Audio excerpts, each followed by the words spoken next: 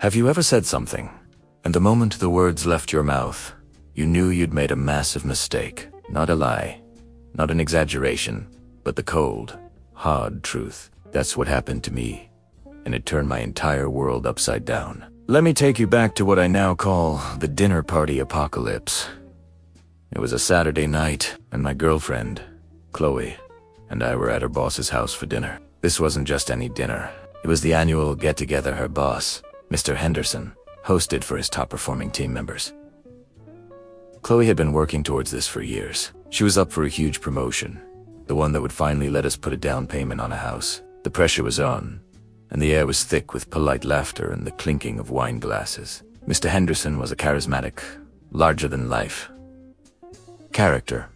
He loved telling stories where he was always the hero. The whole evening, we listened to tales of his business genius, his brilliant investments, and his perfect family. Chloe was hanging on his every word, nodding, laughing at all the right moments. I was trying my best to play along, sipping my water and offering a supportive smile whenever Chloe glanced my way. I knew how much this night meant to her. Then, the conversation turned to a recent charity project the company had sponsored. Mr. Henderson launched into a dramatic story about how he personally spearheaded the initiative, working late nights and weekends to ensure its success. He painted a picture of himself as a philanthropic saint, sacrificing his own time for the greater good. His wife beamed with pride, and the other employees looked on with admiration.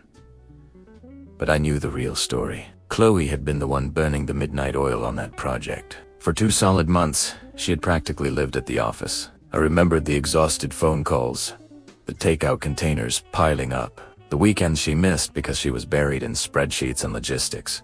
She had poured her heart and soul into making that charity drive a success. Mr. Henderson had approved the budget and showed up for the photo op. That was it. As he finished his grand tale with a flourish, he looked around the table, basking in the applause. Then, his eyes landed on me. He smiled a smug, self-satisfied smile and said, "And Jack, you must be so proud of Chloe, being part of a team that accomplishes so much." And that's when it happened. Maybe it was the injustice of it all. Maybe it was seeing the exhaustion still lingering in Chloe's eyes. Maybe I just couldn't stomach 1 more ounce of his self-congratulatory nonsense. A switch flipped inside me. Premada smiled back a little too brightly and said, "Oh, absolutely, Mr. Henderson. I'm incredibly proud, especially since Chloe was the one who practically ran that entire project. I barely saw her for 2 months. She deserves all the credit for its success." Silence. You could have heard a pin drop on the plush carpet. Every single person at that table froze. Mr. Henderson's smile vanished, replaced by a look of stunned disbelief, which quickly morphed into pure fury. Chloe's face went completely white. She looked like she'd seen a ghost. I saw a dozen emotions flash through her eyes. Shock, horror, fear, and a deep, gut-wrenching betrayal. In that moment, I realized what I had done. I hadn't just spoken the truth. I had detonated a bomb in the middle of her career. The rest of the dinner was a blur of excruciating awkwardness. The cheerful atmosphere evaporated. Mr. Henderson was cold and dismissive for the remainder of the evening, pointedly ignoring both me and Chloe. We made our excuses and left as early as we possibly could.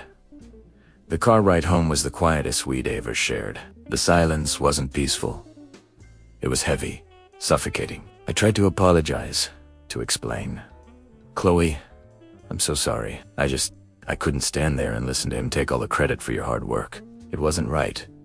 She finally looked at me, and her voice was dangerously calm. "It wasn't right. Jack, it wasn't your place.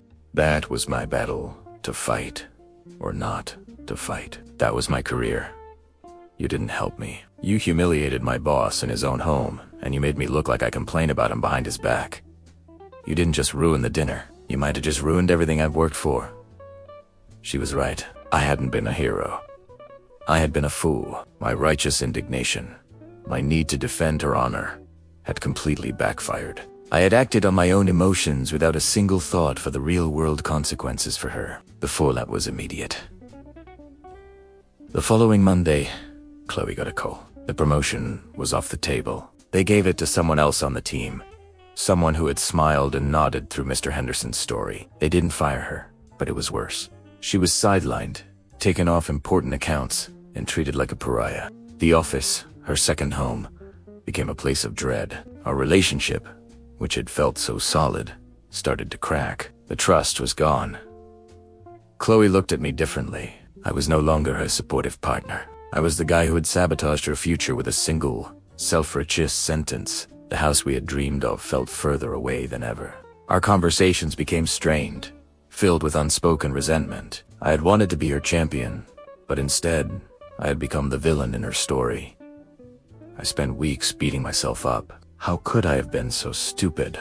Why did I think my version of truth was more important than her strategy, her career, her life? Telling the truth felt good for about 5 seconds. The devastation it caused is still something we're dealing with. The road back has been long and difficult. Chloe eventually found a new job at a different company, one that actually appreciates her talent. It was a step back in some ways, but a huge leap forward for her mental health.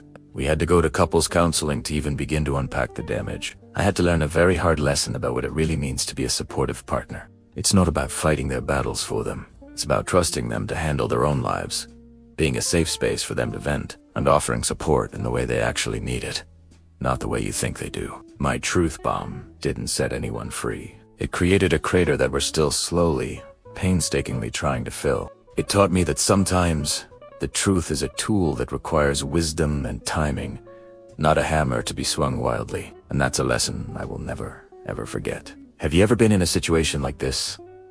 Let me know in the comments. Thanks for watching.